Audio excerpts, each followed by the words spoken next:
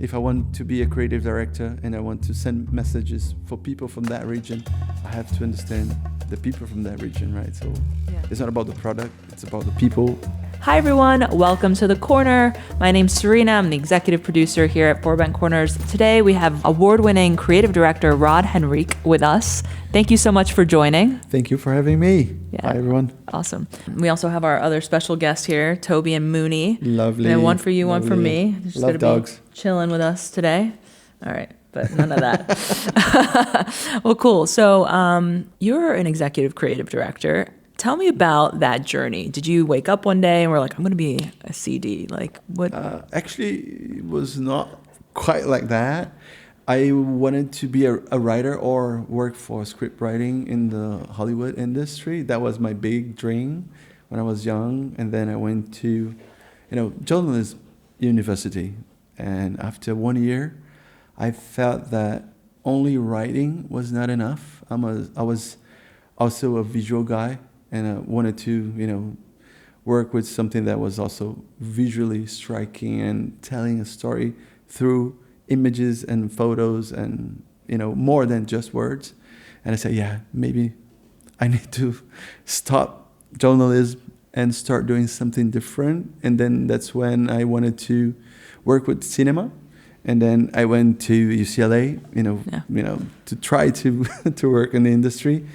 And after a while, I realized that it would be harder than I thought, and I realized that advertising would be something that could, have everything. I could work with, stories. I could shoot films. I could, have everything that I wanted in one thing. And you also be my professional. I could make money out of it. So felt natural for me to join advertising. Yeah, it's a really cool kind of progression from going into journalism, which is all about storytelling. Exactly.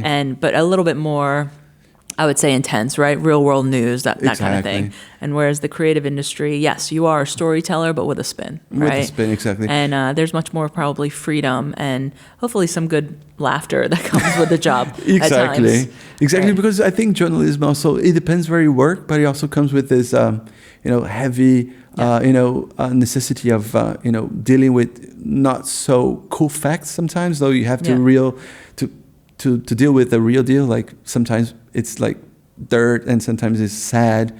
And that felt super heavy for me. I wanted to be a bit more lighter, a bit more, uplifting in a way. So talk to me a little. So you've traveled all over the world. You've worked in many, many different countries. Mm-hmm. So you started your career in Brazil. Yeah. And LA. Yeah. Then you went to London first, or no? I Dubai? went to Germany first. Oh, Germany first. And then UK, then back to Germany, Dubai, the Netherlands. And now the Netherlands. Yes. So talk to me about your experience working in these different cultures and how that impacted your creative process. Yeah, I had the luxury to do that. I feel very blessed because not everyone has the chance to get in touch with so many different cultures. And I think that enriched my way of seeing things and the way I approach things creatively, because I had the chance to, gather so many information and so many insights and so many cultural elements from these places that, it increased my belt of creative tools, so to say. Yeah. So it's very handy for me. Sometimes I'm stuck in one thing, and then I remember but if this campaign was in Dubai, or if this campaign was in London, I could do like that. So right, because there's different rules and regulations, exactly. so you have to adapt accordingly. Exactly. That must be so tricky. Exactly. Yeah. I think Dubai is a challenge because of the restrictions, but also there's also merit in the cultural aspects there, that you open a different horizon of, these people think like this, these people are like this, so it's different. So then opens a new avenue on your train of thoughts. So I think what's interesting was a valid experience as well. Yeah. How do you have any tips for anybody in the creative industry who is immersing themselves in another culture? Like, what is the fastest way to gain insights to, should you study, for instance, I read the book, The Culture Map, which really was helpful as in terms of understanding how to work with different cultures and the way that the nuances. I mean, yeah, in America, it's a very specific way of working with people, and we have what's called a compliment sandwich. You know, you have to say something positive, then you say something negative, and then something positive. So that's the American true. style. That's actually true. Yeah. And then in France, they're like, no, tell me straight, direct, and then maybe the positive after. So it's interesting to that's true. learn those nuances. But if I could give any specific tip, would be, you know, get in touch with people.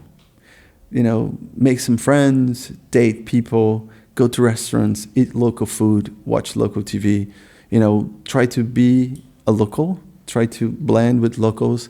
I think that's the fastest way you get the culture, you know, to you. And also reading books about it also helps. But for me, I'm all about, you know, human connections. So I'm really into making friends, going places where I can meet people from that specific place. Eating food from that place, I think, is also, you know, helps you to understand the culture, where these people are coming from. And yeah, I think it's about people. At the end, it's about people, because if I want to be a creative director and I want to send messages for people from that region, I have to understand the people from that region, right? So it's not about the product, it's about the people. Totally. Absolutely. Was there a favorite place that you like creating in, that you felt like more? I mean, the U.S. is amazing for any creative because of the budgets and because of the production companies. Yeah. So pretty much everything is possible in the U.S. So you can create like really weird and crazy things, and you know, the production companies, they make it happen. There's also like an understanding of believing in what's possible. Exactly. Which I think is so valuable. It's super valuable. And you kind of can get there faster with that mentality, right? Yeah. I mean, that's why I really miss in some places that I work this American mentality of, we can make it happen. We're gonna make it happen. I don't know how, but we're gonna make it. You know, this is what I really miss when it comes to, you know, big productions or finding a way to make your message come across. I also loved to work in the UK because the way they treat humor, it's something that I never experienced in my life. So different, so subtle and sometimes brutal, but you enjoy it anyway. So it's amazing. It also taught me how to, you know, be funny without being, you know, intrusive or without being, you know, unpolite. Yeah. I mean, I also loved it. And now my experience here in the Netherlands, it's also being great because I'm experiencing another level of freedom and openness. Yeah, I think the Dutch people are really open that I never expect. I expect something closer to Germany, but actually it's a bit different. They're more open to jokes. They're more open to, you know, different topics and I mean, not so common topics. I think the market here for a creative, it's more interesting than the German one. Please don't kill me, German friends of mine. But as a creative, that's my first feeling. Yeah, there's more openness, and it's also just connected to so many other different countries and cultures. Exactly. And, it's certainly been an experience for me, you know, having moved here, and it's expanded my perspective on just the industry and also what's possible. So that's really cool. So talk to me about, you've obviously worked on a lot of different campaigns, a lot of different work. You've done things for Porsche. You've worked on all types of products. What is there like a specific, I don't know, what was your favorite kind of project? I mean, I could say that, you know, the projects that had a lot of money and, you know, you can pretty much do everything. But close to my heart are the projects that I really, you know, give it back to society. At somehow, or I can, you know, find a service for people who are in need, or a product that I can give it away for free for people who are in need, or, you know, organ donation. All these kind of projects, I think they speak to me louder because I feel that I'm not doing because of the money. I'm doing because I'm giving it back to society. And I think it's very important to every profession to at least a little bit to give it back. Yeah, absolutely. Yeah. You did this piece for the Alzheimer's Foundation. Yes. Was that a brief that was given to you, or was that something that you wanted to do? No, it was actually a real client from us. They have these facilities around the world that, it's for elderly people to live in, and they are smart and they're everything. And they mentioned to us that there's a lot of Alzheimer people, like patients that live in these facilities, and how difficult it's their lives. And there's not a lot of, research about yet. I mean, of course there is a lot, but it could be more. And then we felt inspired that, wow, this could be something that we could address to try to create awareness and to have more money, involved in these researches. And that's why we got inspired. We showed them the script, and we told them that this could be an interesting message for their target group, because we don't only, searching for your money as an elderly people to come to live here. We really care about you and your state of health and, how you are.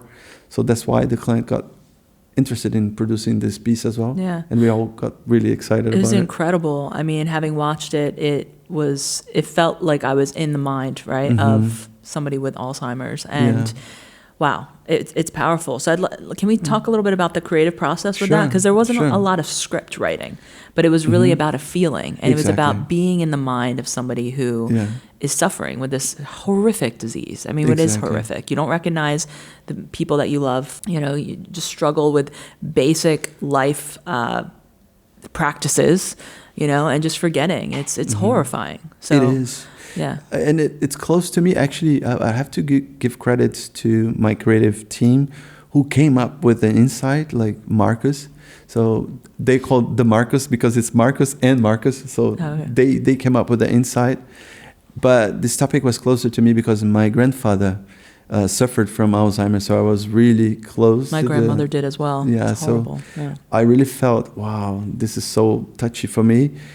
And the way we approached the theme was, let's almost bring someone to live the life of a person with Alzheimer's. So let's give the viewer the same perspective and the same anxiety and the same traumas that a person with Alzheimer's suffers.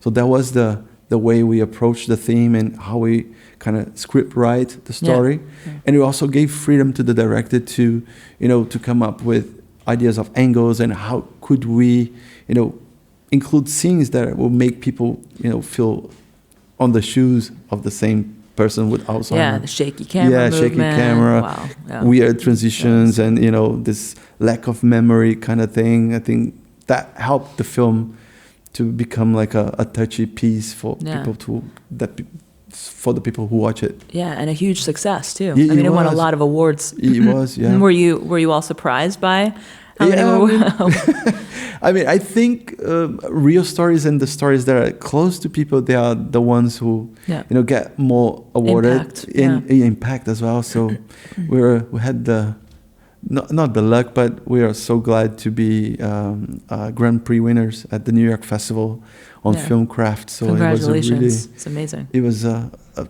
cool accomplishment for everyone involved in the project. Super cool. Thank you for sharing that. And is there anything else you want to share about that project? I mean, actually, there's a funny coincidence because we had planned the next step, the B, and it would be like an AI tool to help people with Alzheimer's or to help elderly people to not get fooled by the internet phishing, because they are the biggest target group of getting fooled by emails or by people calling.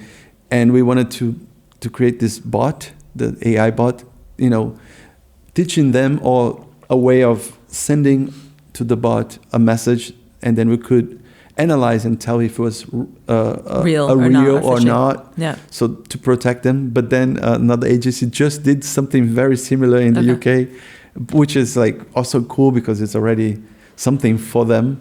But we really wanted to have this done as well. But so this technology exists. It does. Okay. It does exist. Well, that's good. Yeah, it does exist. I mean, now the company that I'm working, DEPT, we are super immersed on AI and what AI is capable of doing for companies and also for people. And I'm amazed by the amount of things we can do with AI, not to take people's jobs, but actually to help people to dream bigger and Right. to perform Enhance. better Yeah. and to get protected and so on. Yeah.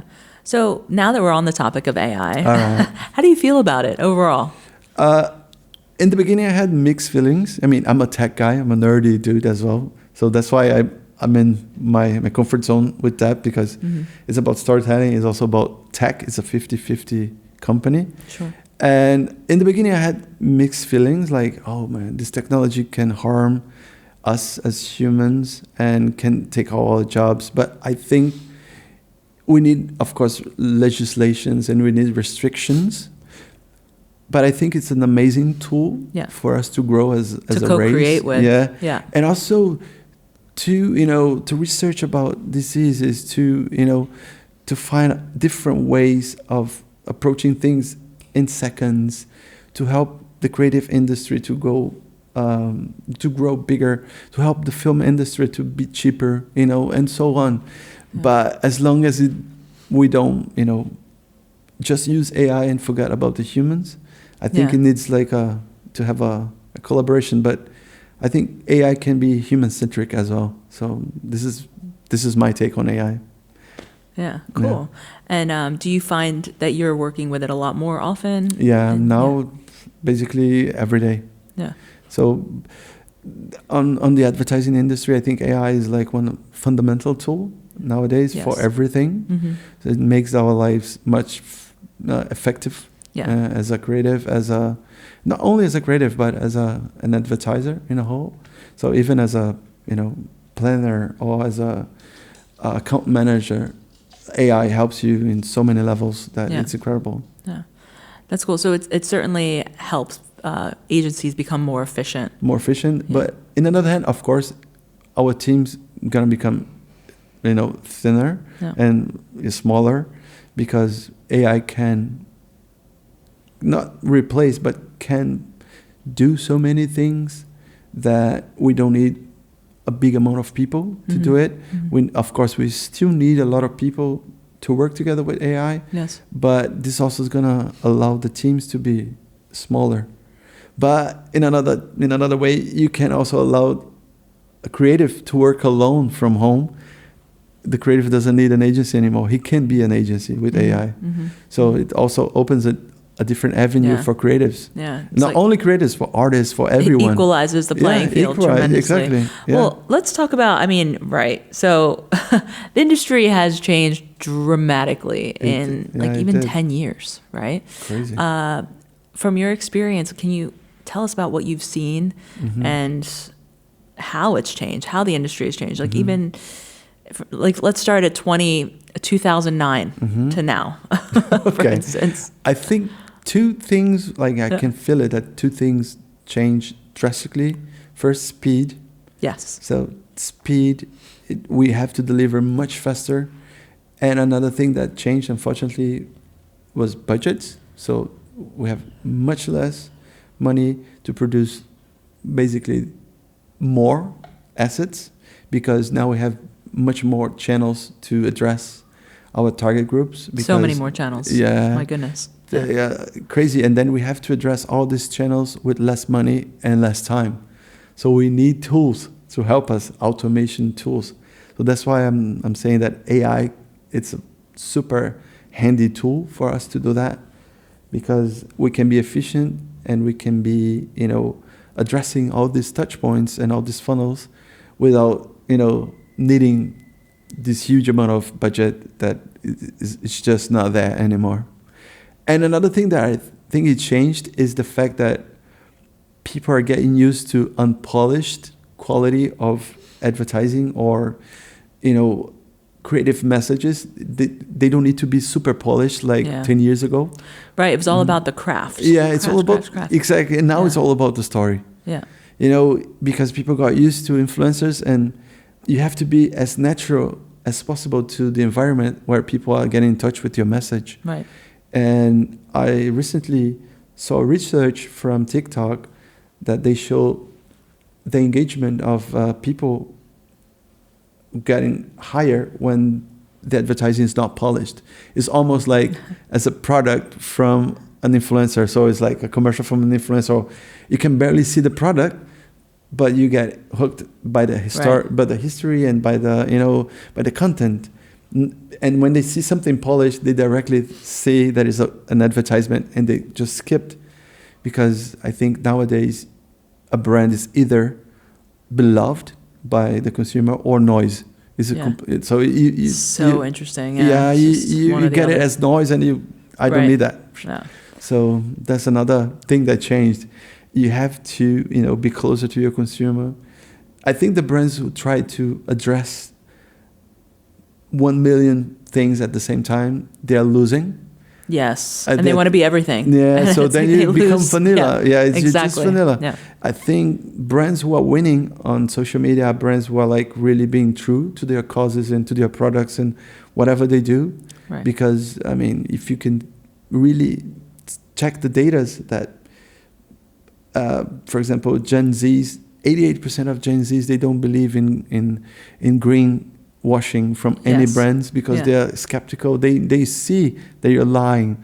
So you have to be true. You have to be authentic. Mm-hmm. And it's a different the generations are calling it, right? That's why they don't care about the craft either. No, they don't. Well, yeah. And another staggering data that I read recently is just 1 in 3 consumers, they believe the brands they are consuming. So less than half. Yeah, that's it. Wow. So obviously the industry has changed dramatically. What about inside the agency world in terms of what kind of skills does it require nowadays versus like maybe in the past? Mad Men, right? That came out. That was a great series at the time. And, it was a bit like, I don't know. There's a lot of things, right? Nostalgic at that time. Now it's like just completely like history, right? True. I mean, I'm a storyteller. Yeah. I love stories. I'm in the business because of stories and because of, contacting with humans through stories. But I think stories alone are not enough anymore because of this huge amount of, touch points. You need a multi-channel campaign to address the success of your campaign. For example, a big film is not going to make the cut anymore. Just a big film for the sake of a big film. You need the branding part of the campaign, the big film, the big message, the big idea, but you also need to, roll out this idea into nitty-gritty informations, into, different ways of approaching different consumers. Because if back in the days you sell, for example, a deodorant for women between 30 to 40. So this was our target group 10 years ago. Right, that's it. Yeah, that's it. Simple. Now our target group is like women from 30 to 40, but what kind of women? Right. Women who stay at home, women who have an active life, women who go to work, women that travel. So content for each. Yeah, exactly. So your message needs to be diluted into all these funnels and saying the same message but differently. And it's only possible with automation, with AI and everything. So campaigns nowadays, they have hundreds and hundreds of assets. It's not only like TV, print, and billboard or radio. Yeah. It's like thousands of assets. Yeah. Yeah. Absolutely. It's like a library. Yeah, exactly. So you need to have this, understanding also that is not only the idea is also very important. I think we resonate because of the idea, but the way we break down these ideas to channels are also very important. Yeah. There was this very trendy brat of course thing happening this past summer. What are your thoughts on that?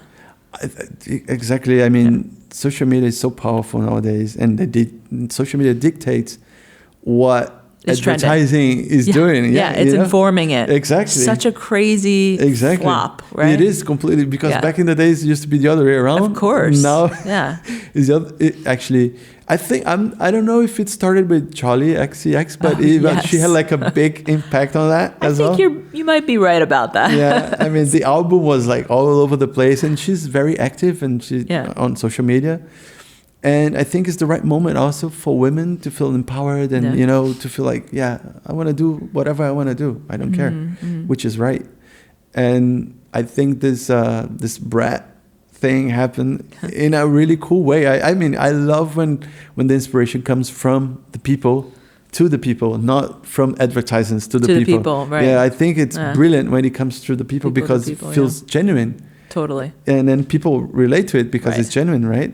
Yeah, and it's fun. Yeah, it's fun. And I think we're spending a lot of times being too serious about products and, the facts and figures, the nitty-gritty things and the products and what they do for you, when at the end of the day, people want to be entertained. Yeah. And, if I want to know the nitty-gritty informations of the product, I'll search online. Easy. Yeah, I want to get hooked by the product, and then afterwards, tell me why I need to buy this. Right. Yeah, exactly. You need more loyalty. You need more branding when it comes to the big brands. This is another. I mean, I don't want to be too pessimistic about the industry, but I also read a research that was done a couple of years back with the 500 biggest brands in the world, the top 500 biggest brands in all of them. They asked consumers a lot of questions about these brands, and the result was that 75% of these brands, if they would disappear, they won't be missed by the consumer. 75%. That's wild. So almost like one fourth. That doesn't even make sense to me. How? Yes. How's that possible? Because people are not loyal to these brands anymore. But how are they still the top? Because they invest a lot of money on media, huh? Okay. And then people see it and I buy it.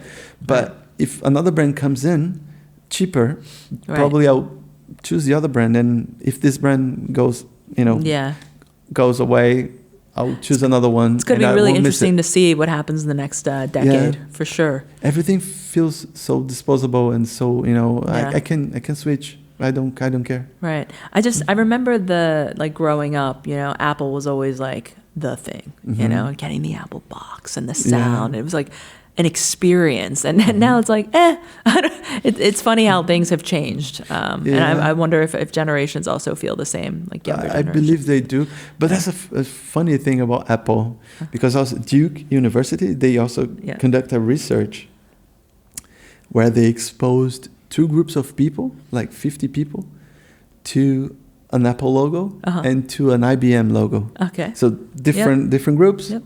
And afterwards, they request these people to do some creative exercises, and the people exposed to the Apple logo, they did it better, and then they got, no, this is not possible, and then they did it again, and again, the people exposed to the Apple logo. Interesting. Yeah, because Apple keeps telling us that we are the brand for creative minds. We are the brand for creative minds. Think different. Yeah. And then in this case, the brand has the power to change our behavior, to enhance our behavior. That's really crazy. I mean, I was like, wow, shocked. When I read this research, I was like, whoa. That's the power of story, the power of intention. Exactly. And really to inspire, and aspire. Exactly. And that's what always attracted me to the advertising industry. It's like this aspirational thing, and storytelling as well. It's just... Yeah.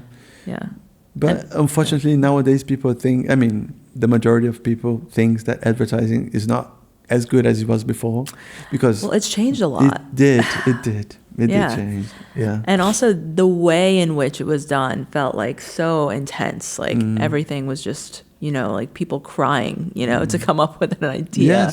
A lot of things, right? Yeah. How has the creative process shifted? So tell me about your creative process. You come up with an idea with your team. What's that like? What's the first step? Again, AI helped us a lot, because you can get so many insights in 10 minutes. Mm-hmm. If you know how to prompt it right. Sure. So you can get, because you also get like people's perspective, research, demographics, and so on, like 1 million data available in minutes to you, which also inspires you to deliver your work. So I tend to start, I don't have the luxury to create as much as I wanted anymore, because as an executive creative director, you have other duties. So, you're more like the guy who manages the team in all senses. And they show you all the work. Yeah, and they show me all the and work. They report to you Yeah. directly. Yeah. And basically nowadays it's like I saw a graph that it's so true that when you going up on the creative ladder, Yeah. you starting using less the creative Yes. tools Yes. and I've seen more that one. PowerPoint and Yep. which is boring, but it's necessary as well because you're becoming more like a businessman than a creative man, which is also interesting because it's something that I'm learning every day. But I miss it, my old times as with a sheet of paper and a pencil and being free and creating things and seeing my idea going live on TV or whatever. But I think a creative process nowadays changed in this matter that people have so many insights available at minutes that I think it's sometimes it's scary because I don't know in what point we're going to start to create the same thing because we are exposed to the same things. We have data. the same things available. Same information. Same information available. So everything is being, the same. So much, yeah. It's crazy, but I think in another way it's very handy because, it helps you on your creative process to have access to all this information. Right. Well, those insights then lead you to other ideas Exactly. that then inform exactly. the script, the storyboard, right? Break it down for me. Yeah, for example, water.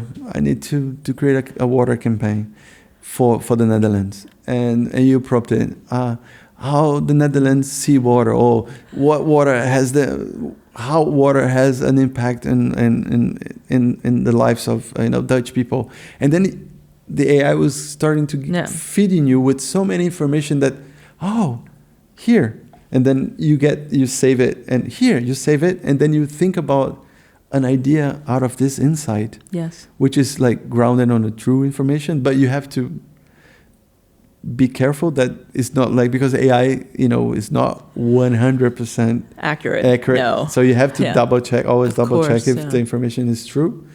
But it gives you so many perspectives and so many insights very quickly that helps you so much. It's almost like brainstorming with a machine. Yeah. Yeah. I mean, it is. It is. It Actually, literally it is brainstorming with a machine. And but I'm a big fan of also putting a group of people together to brainstorm together. Yeah.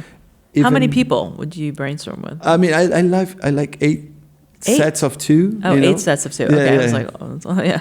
Yeah. So because I also like to bring people from other disciplines, like account directors, even clients. Sometimes it's great to brainstorm together on a process that I learned throughout my years in advertising. I mean, at BBDO they do it and they call it Hot House, which you spend some days brainstorming on topics. Right. At Saatchi & Saatchi, there's always the same, not the same, but very similar exercise, which is called Tribe, that put people together to brainstorm. And there's like fun facts that you switch teams. Yeah. You have rounds where you say, now this is the wrong idea round, and where you come up only with really wrong ideas for this briefing, and that's the round where amazing things happen because you really free your mind. You don't have the barriers of the briefings of anymore. Being right. Yeah, exactly. Oh yeah, of course. And then you go wild, Right. and I think it's valid because what I like to do is like I expose these ideas to all of the people who are brainstorming, and sometimes one idea sparks you another thought that's even nicer than the other one, so it's quicker, and you have like a lot of insights and idea in one afternoon. Yeah, just from all these different disciplines. Yeah, exactly. I like how you invite the different roles as well. There's so much value in that. Yeah. I mean, I not learned, but I mean, I got inspired from one of my advertising idols, which is like Alex Boguski from Crispin, Pardon Boguski, that they used to invite even like different professions. Like if they have a briefing, they would invite like bus drivers, engineers, and everything to brainstorm together to bring a completely different perspective. Yeah, so cool. I felt that amazing and so inspiring. Do you feel like we're going to lose that now in the industry? Maybe because of the AI, we probably. I hate Yeah. to see that, but probably yes. I still gonna do it, but I think the young generation. I don't know. Sometimes it changes, right? Maybe Right. the young generation say, I don't want to do anything with Right. AI anymore. Right. We You only never want to know. be about the Yeah, human connection. yeah. We really don't ever know, right? It's Yeah. it's interesting how the pendulum swings. Exactly. You know, there is a bit of a movement happening now. Some people are just not. Yeah. They don't want to be part of that new technology. Exactly. It's like, And I totally, I mean, I see my youngest daughter, and yeah. she's a bit more like that. She wants to, draw with, crayons, and she wants to play with dolls, Yeah. which my son, which was a generation between, he's completely on Yeah. the digital world. Sure. But she's super young, and maybe she's like, oh, no, I don't want it. I want to, feel it. I want to touch things. Mm-hmm. And which is also very, very nice to see. Yeah. How generations change their perspective towards the same Right. And everyone has topic. their own process. Some Yes. people really Yeah. work better when they're working with their hands Yeah. or like with digital products. Mhm. Like, yeah, it's interesting. As long as there's a space Exactly. to explore that, I think that's the most important thing. Yeah. And I hope that agencies, as they continue, they create these kind of containers for that, Mhm. and that they don't lose. I mean, yeah, of course, it's all about efficiency. That's the issue. Exactly. It's efficiency, it's time, it's budget. So if we have these demands, like it kind of makes that original process Yeah. almost like impossible to do. Yeah. But what I think also, I'm not against technology.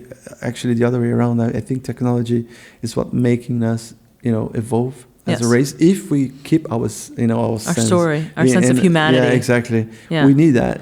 Well, We cannot yeah, and lose then that Yeah. also begs the question, right? What does it mean to be human? And what is? Exactly. And I think that kind Yeah. of that self-reflection will bring about Mhm. a new age, hopefully, of no more wars.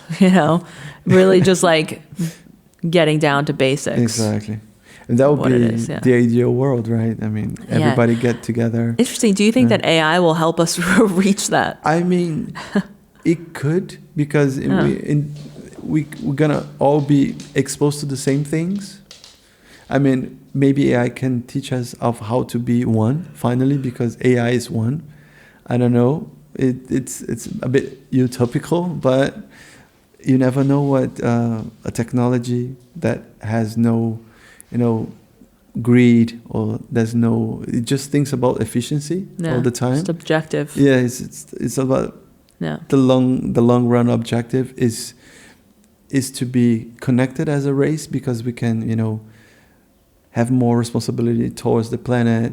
We can have food for everyone. So, but this is a bit utopical. But at the end of asking the day, AI, asking how do we do AI, this? Is it possible? Yes. Yeah. Of course it is. Yeah. True. Wow, interesting. So, what kind of projects are you working on now that are exciting for you? I mean, at the moment I have several projects. I mean, and they're kind of like sacred, because of we're still working on. There's Sure. nothing live yet, but we are working on a project for a tech brand, which is always in cooperation with Greenpeace. That we are very excited about it. We are working currently on a very nice campaign. That, fingers crossed, I cannot say the name of the celebrity, but probably the celebrity will be the spokesperson for that, and will be a very fun and entertaining project. Mm-hmm. And we're also working on 2 projects for Bol. Heard of it? Bol.com. It's the Amazon of the Netherlands. Exactly. So, which are very, very interesting as well. So it's using technology. But the other one is, let's see how it goes, but it's helping, technology to make kids read more than they do now. Love that. So it's just very Great. interesting. So we're super excited about it. So that's as the well. why. That's great. Yeah. So Very let's cool. see. Yeah. What advice would you have to someone who's very keen to enter the industry? Mm-hmm. I mean, obviously, it's going to be 2025. Yeah. What advice would you have for somebody? I mean, I think you have to respect your vision, and you have to be flexible to adapt to the game. So because nowadays I've seen, a lot of Gen Zs entering the market, and which is not wrong. They have their beliefs, and they want to impose their beliefs, into the company, which is like not cool. As long as you're into a business, Yeah. you have to adapt your game, and you have to be tough. I mean, you have to grow a thick skin, because to bring ideas to the table and have your ideas getting slaughtered by you have some to have reason. tough skin. You have to, get up and bring more ideas. Get up, bring more ideas. Totally. And some people, they're not like that. They think that they're gonna come, show the ideas, and the ideas they're gonna change the world. It's a huge process until that happens. So I think you need to have thick skin, and bring different disciplines to the game. Don't only watch commercials. Don't only watch books, advertising books. Bring different disciplines like paintings. I don't know, gaming or music. Bring everything, because I think those are the guys who really change the game, because they bring a different perspective. They bring a different way of spreading messages around.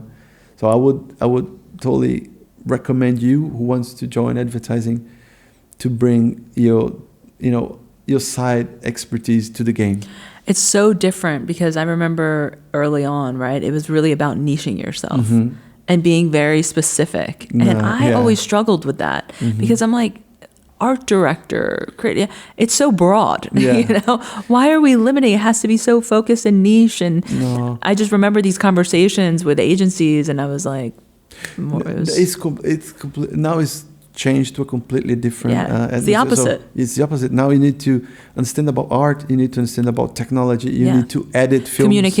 Communication. Being able to exactly express and also pitch. And you need ideas. Need everything. I mean, you have to be. I even have on my deck that I give like some keynotes for students. And I show the creatives from the past, and I show like a sharp knife. So back in the days, you used to be very sharp about one thing, and you used to be like quick and sharp. Yeah. And nowadays, you need to be like a Swiss knife. Yeah, Swiss Army knife, absolutely. Yeah. And add some LED lights exactly, to that. Yeah, exactly. I mean, like right now. 100%. Yeah. That's funny. Yeah. So you're a professor as well, or no? Okay. No. Okay. You mentioned students, though. Yeah, because sometimes friends, they invite me to talk with advertising students. Oh, that's cool. Yeah. Nice. And so, do you have a deck that you share? I do. Oh, that's great. But it's constantly on evolving. Of course, because it changes so fast. Yeah. Amazing. Yeah. So, what kind of soft skills should people have? We talked about being very important. Thick-skinned. Open to criticism, multidisciplinary. Yeah. Basically like a hybrid creative. Exactly. But soft skills are super important. So because nowadays, it's not about, like back in the days I used to, squeeze creatives until the limit for them to bring ideas. Nowadays is to understand their lives and, encourage them to live their lives, to bring their life's experience to the table, and not forcing them to, bring ideas. I want to see 10 ideas until tomorrow morning. You have to respect the human being the way they are, because we're being bombarded with informations and with things we have to do. Currently we need to take 35,000 decisions per day as a human being. Is that it? I thought it was 60. That's crazy. 35 decisions. Yeah, 35,000. Yeah, that is a lot. Yeah, and most of them are subconscious. Yes. Like it's on your. Yeah, because I think we think around 60,000 a day, something like that. Yeah. But it actually 6,000 advertising messages per day we're exposed. Oh. So that's insane. Yeah, it's a lot. And also on top, 35,000 decisions we have to make it. So, our lives are already, stressed enough for us to be putting more stress on a creative. So the skill set of, understanding and, almost being like a father figure to your team is very important nowadays to have like a nice flow, a nice, atmosphere, a nice creative atmosphere, because I think it's also where, the brilliant work comes, is when people are inspired and not are threatened. Mm-hmm. So I think this is one of the biggest shifts I'm seeing, is that advertising agencies are not becoming less and less, thank God, less and less, crazy places where people used to scream and used to throw things around. Mm-hmm. Now a bit more like inspiring places where people, joke around, play video games, understand, having fun, having drinks. So I think that's very important. Yeah, it helps with the culture. Yeah. Yeah. Culture. As long as the things get done, right? Yeah, even clients, they need to also understand that sometimes you need 2 more days to have it. Sometimes they don't have this time, but it's important to not burn people's mind around just because of the sake that we need that on that day. You need to respect also. How do you manage the creative process and also meeting these like intense deadlines? It's something, I should be flexible. Of course, deadlines are something that are restrict. Yeah. But there's also some flexibility of 1 day, 2 days. Mm-hmm. You have to respect the human mind and the humanness that we all have, because nowadays it's not cool to have a person with burnout in your team. We're facing at the moment something like very sensitive in our team, mm-hmm. which is like a colleague that passed away, and so sorry, sad. And another colleague was with him during this tragic event, and he's not feeling comfortable to come back to work. And we all have to respect that, because it's his state of mind at the moment to not feel comfortable coming back to work, and we have to understand that.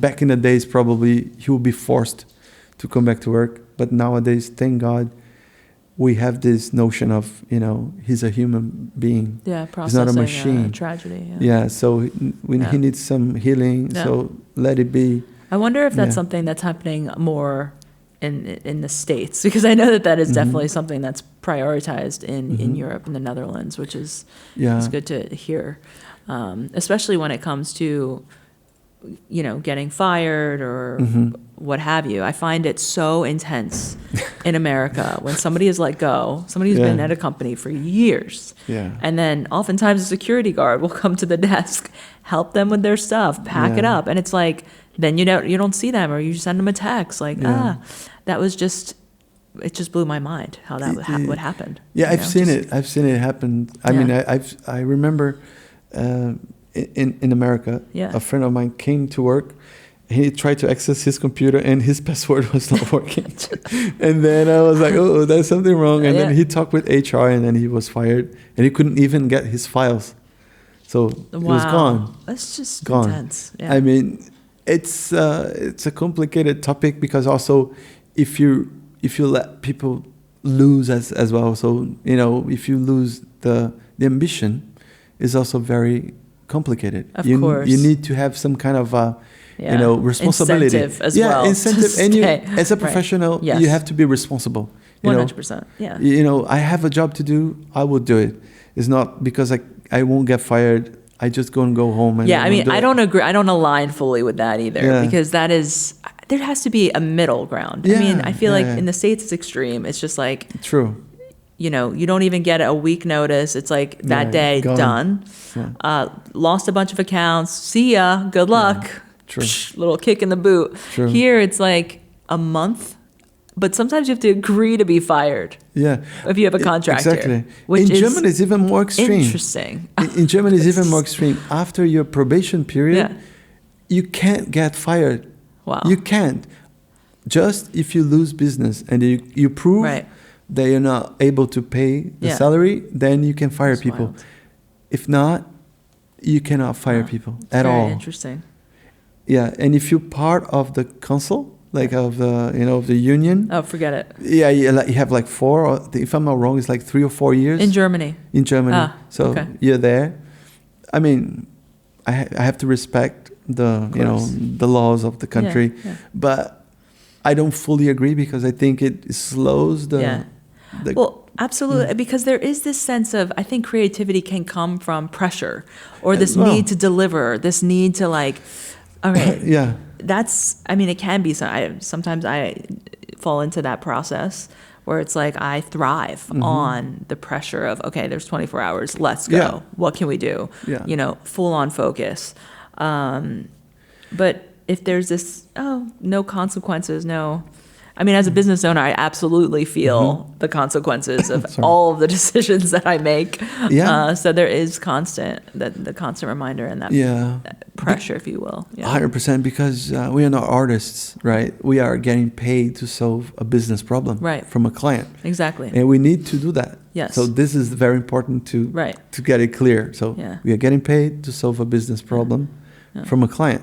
Yeah. So we need to deliver. Yeah. So it's not like I want to be creative and I want to do something super nice. No, you're getting paid to solve a business problem and you have to do it. Yeah. So do you have these kind of conversations with your team? Like when you see somebody who's kind of just slacking, do you have a one-on-one and just check in with them? I think it's very important. Yes. It's very important to read your team, and you see when somebody's like, losing his, desire of being engaged on the briefings, and he's just doing it there because he needs that money, but he would love to be somewhere else. I think it's very important to know what's happening, to know how can I help, to know if it's good to switch him from this team to another team. The accounts. It's the accounts, the briefing he's receiving, because sometimes also when you work for years in the same account, your brain feels a bit exhausted. Uninspired. Uninspired, exactly. Yeah. So it's very important from a creative director to, read your team, see where, people are like struggling and try to adjust. That's the soft skills that helps there as well. So to understand why this person is not, performing the way he should, and before putting some pressure on it, it's rather talk and see how can you help them to perform better. If it's in the same team, if it's moving teams, if it's moving accounts, you need to be sensitive and you need to be more close to them to see that. I think it's very important. Cool. On your website, your work, you talk a lot about the importance of curiosity. Are there other kind of sayings or mantras that have guided you in your career? I think, as an advertiser, you have to be curious, because when you get a briefing, most of the times you never use that product or you never experience that product, and you have to be curious enough to dig in about the product and about the people who consume that product and about, the universe of the kind of consumer who consume that product. So you have to keep digging, finding inspirations and finding details, finding, any kind of little piece of info that can bring you to an insight. Because I think the biggest and the most successful ideas are the ones who are grounded on the environment of the consumers that consume that product, or on the universe of that product. Because I think these are the true stories. You relate it, and it's not something made in order to sell that specific product. I think curiosity is one of the big, assets you can have as an advertiser.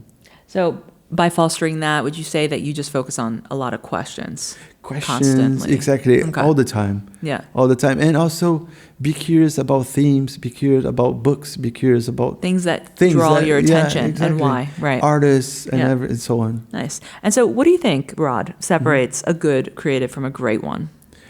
I think a good creative is the guy who, always address the briefings as the client expects, and and brings the briefings to life in a successful way. So it always gives what the client wants in a good way. And I think the great ones are the ones who bring something that the clients are not expecting, and and brings the game to a next level. So are the guys who really make it different, who are not always how can I put in words, are always challenging the briefings, are always challenging the status quo, are always the ones who wants to make it different. So these are the guys who will be, you know, recognized as great creatives. Yeah, you have to be a bit of a rebel too. Yeah, because you have to be exactly. like also connected to that. Yeah. As opposed to constantly keeping it safe Exactly. and getting this out is of the a curse comfort as zone of well it. in your personal life. Sure. Because you always challenge things and you always say, I'm not going to do this. Why? I can't do the other way around. Right. And sometimes it's not good on your personal life. I can imagine. Yes. But it's in you. It's in your instinct of, you know, I shouldn't follow rules. I should do differently. Yeah. And sometimes it's difficult. That's funny. Well, cool. Rod, can you tell us a little bit about the book that you're working on? It's called Fold. Yeah, actually, it's another thing that I think is important for a creative to always have, you know, side projects that, you know, fill you with inspiration and also takes you to a different journey than just doing advertising. So for me, it's writing. I love writing. I started this book as a short script for Pixar. I wanted to send it to Pixar, and then I went on their website and I saw that they said, please never send us scripts. And I was like, okay, so the best way to make this idea come to life is to transform it into a book. Mm-hmm. And I decided to not write in a childish way for kids. I decided to, you know, to write to young adults. Yeah. So I changed the story a little bit. And then I wrote it, and it's available at Amazon. Nice. If anyone wants to buy it, it's there. It's about a micro origami who got you know, sucked by a vacuum cleaner. Okay. And the story it's about his journey trying to escape the vacuum cleaner. Yeah, the sandbag. I think about that when I when I vacuum clean a spider. I'm like, you're gonna have another reality. Yeah. And that was my inspiration came from vacuum my apartment, and then I you know, by mistake I sucked a little and then toy. When you take it out and it's like, okay, bye. Yeah. Have fun. And but then I switched the narrative of the book. That's not only about the journey of the escape journey. It's about finding yourself. Sure. Like through that's cool. Yeah, through your darkest moments. So when you're in need. So it's a journey to find yourself. Love that. In the book. That's great. And I with a little sprinkle of depression, which is also you felt in a place that you cannot go out, but there's always a way to go out. So, and I wanted to help also young adults who are feeling this pressure to, you know, get inspired, and, you know, there's always a way out. Awesome. Yeah, always a silver lining. Thank you for sharing that. Exactly. That's great. Yeah. Well, I'm sure you've got some meetings to go to. I do as well. So thanks so much for your time today. It was my pleasure. It was very nice. Very nice chat. Thank you for having me. Yeah, excited to collaborate with you as well. We'll do it for sure. Cool. Awesome. Thank you.